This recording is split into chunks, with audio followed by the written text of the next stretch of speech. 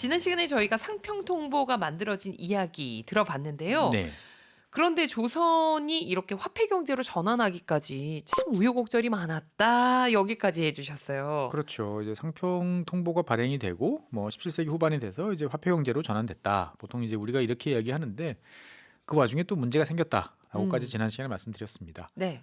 이 화폐라는 것들은 제가 이 시간에 여러 번 말씀을 드렸지만 이 가치를 유지하는 게 핵심이죠. 네. 예, 사람들한테 신뢰를 얻어야 되잖아요. 네. 근데 불행히도 이 조선은 이런 개념이 좀 부족했어요. 음. 그래서 돈이 필요하면 더 찍어내. 이런 식으로 이제 재정을 운용했던 거죠. 네. 그래서 1695년부터 1697년까지 이제 을병대기근이라고 그래서 네. 이제 몇 년 동안 기근이 벌어지니까 여기 사람들을 도와주기 위해서 돈이 필요하죠. 그래서 필요하면 돈을 더 찍어. 그래서 돈을 막 찍어냈던 거죠.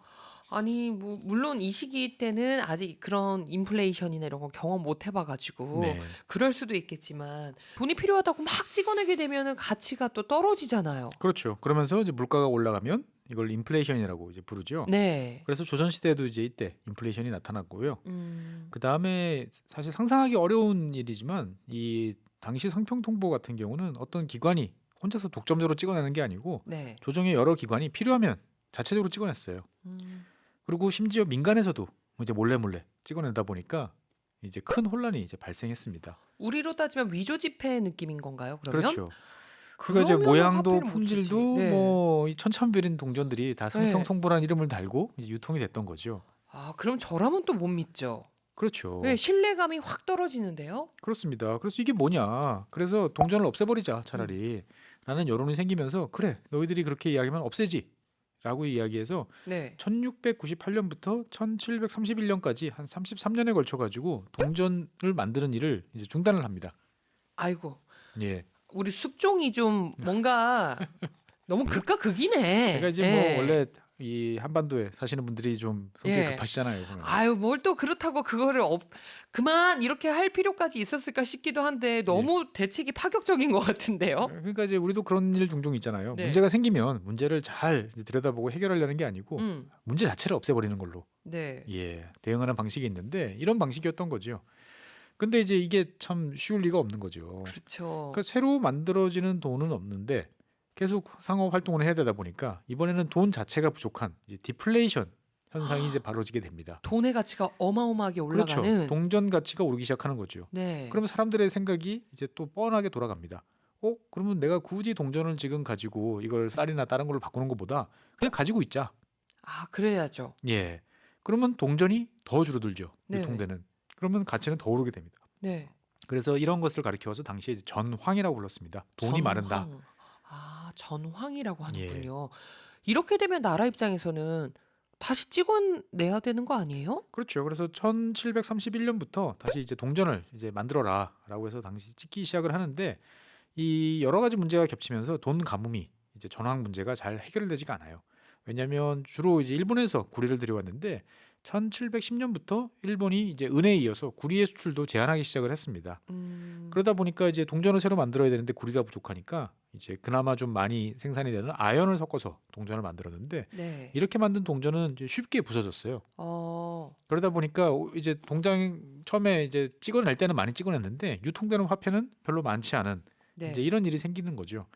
그래서 새로 만들어도 이제 유통되는 돈이 별로 늘지 않는 이런 일이 생기게 됩니다. 와 정말 그냥 이름만 상평통보일 뿐이었네요. 맞습니다. 네. 그래서 인조 때 상평 통보를 무게는 한 15에서 16푼 정도라고 이제 친다면 그 뒤에 영조 시대에는 11에서 12푼 정도로 줄다가 나중에는 7, 8푼으로 줄어드는 거예요. 그러니까 거의 절반 사이로 줄어드는 거죠. 네. 그러니까 처음 만들어졌던 숙종 때 그리고 조선 후기 이제 고종 때를 비교해 보면 크기 자체가 절반으로 줄어들었어요. 그래서 크기와 무게만 줄어든 게 아니고 품질도 나빠졌고. 화폐 경제로 전환이 되기에는 좀 어려움이 많아 보이긴 합니다. 네. 그래서 지금 보면 참 답답한 상황이죠. 인플레이션, 네. 디플레이션 막 계속 다 겪고 있으니까요. 그리고 이제 무엇보다도 상업을 천시하다 보니까 이 화폐에 대해서 진지하게 고민하거나 이 어떻게 해야 된다라는 개념이 좀 부족했던 거죠. 네. 하지만 그래도 느리지만 화폐는 점점 자리를 잡게 돼서 상평통보는 어떻든 간에 조선을 대표하는 화폐로 이제 남게 되는 거죠. 그리고 이제 19세기 중반쯤 되면 이제 동남아시아, 그다음에 저 북유럽, 스웨덴 뭐 이런 네. 지역에서부터 구리가 아시아 지역으로 이제 들어오게 되는 거죠. 그러면서 구리 가격이 내리게 되고 비로소 돈을 이제 많이 찍어낼 수 있게 됩니다. 네. 그래서 상평통보가 사실 제대로 자리 잡은 것은 19세기 중반이다라고 이렇게 말씀하시는 분도 계세요. 그리고 상평통보 같은 경우도 이제 우리가 드라마에서 보는 것처럼 아무 곳에서나 상평통보 내주고 주모 여기 국밥 한 그릇 네. 이렇게 이야기할 수 있는 건 아니었다고 합니다. 서울을 비롯한 몇몇 도시에만 이제 이런 돈이 좀 유통됐던 거고 대부분의 농촌에서는 여전히 쌀과 면포를 통한 거래가 이제 일반적이었다라고 이야기하는 거죠. 네. 그래서 왜 이렇게 조선이 이제 화폐 경제로 전환이 제대로 되지 않았느냐라고 이제 물어본다면 뭐 여러 가지 원인들이 또 있습니다. 다른 원인들은 뭐였을까요? 이 상평통보는 이제 단일한 가치로 돼 있었던 거예요. 그러니까 돈 종류가 하나밖에 없었다는 거죠. 아, 그러니까 뭐 한 양인데 1,000양, 10,000양 이렇게 가려면 10,000개가 있어야 된다는 얘기잖아요. 그렇죠. 그러니까 무겁고 힘들겠죠. 네. 그럼 어떻게 해야 될까요? 그러면은 뭐 이제 가치를 지금처럼 뭐 5,000원짜리, 네. 5만 원짜리 그렇죠. 이렇게 찍어내면 되잖아요. 흔히 말하는 이제 고액권을 만들어내면 되는 네. 거죠. 당연히 그렇게 했어야 되는데 이제 그런 생각을 못 한 거예요. 그냥 똑같은 돈에 50냥, 100냥 이렇게 찍어볼까 생각을 했지만 그럼 누가 믿겠어요. 그렇죠. 그래서 동전보다 이 고액권을 발행하려면 사실 다른 나라 같은 경우는 이제 은화를 발행합니다.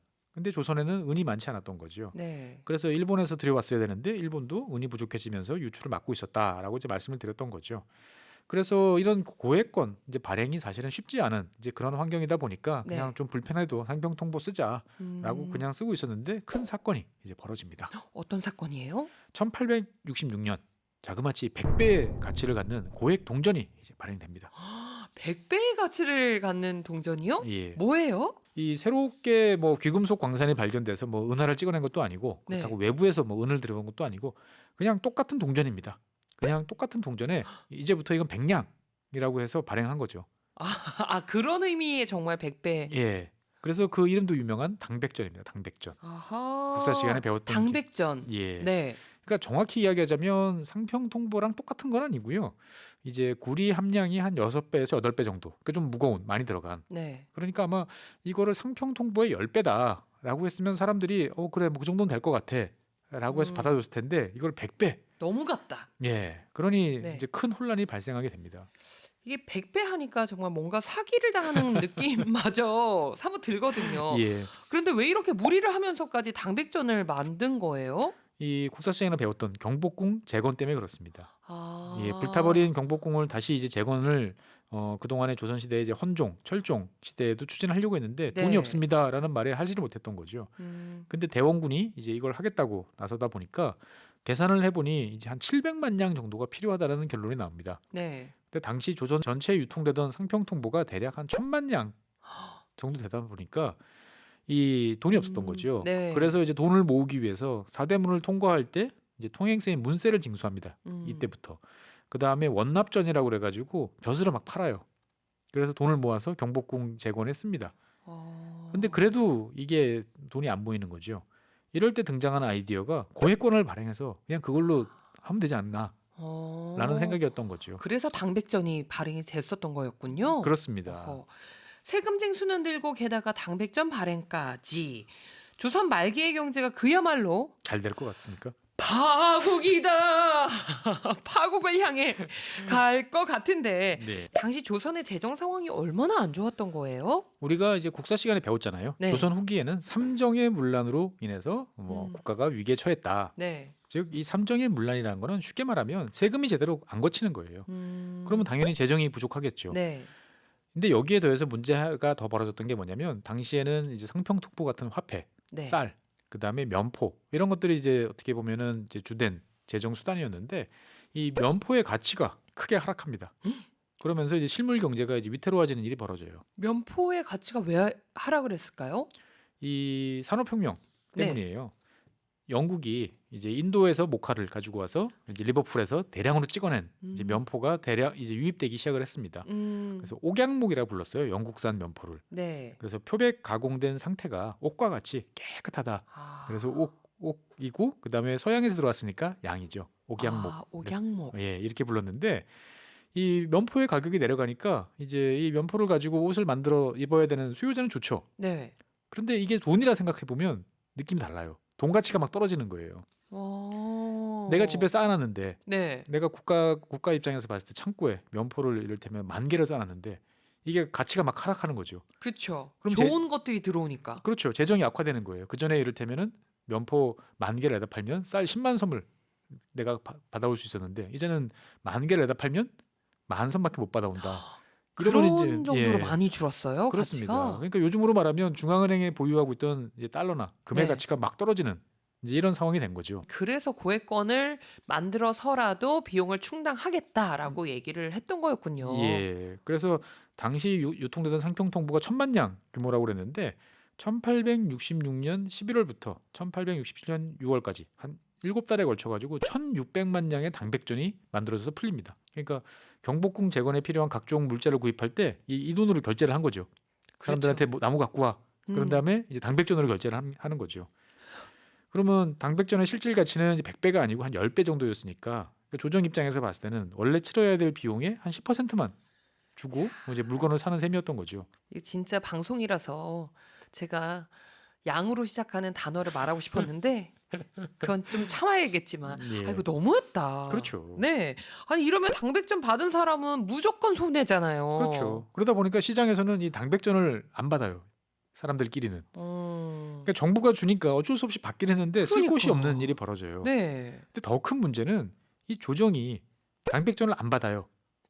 아유 자기들은 당백전을 주면서 당백전 안 받아주면 어떡해. 그러니까 세금 낼 때 당백전으로 내면 안 받아요. 생평통보 갖고 오라고 그러는 거죠.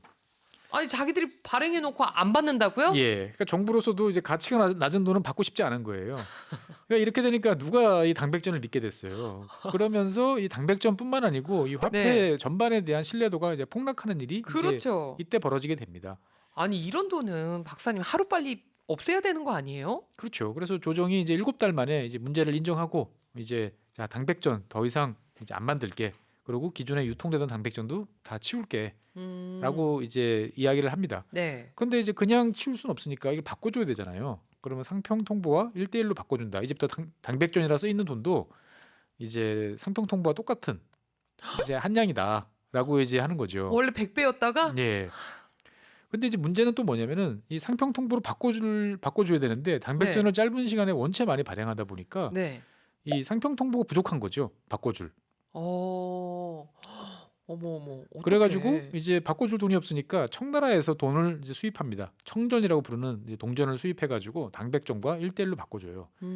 그런데 이제 그 전에도 이 청전이라는 것이 조금씩 들어와서 유통이 되고 있었는데 네. 상평통보에 비해서 원래 구리 함량이 낮았다고 그래요.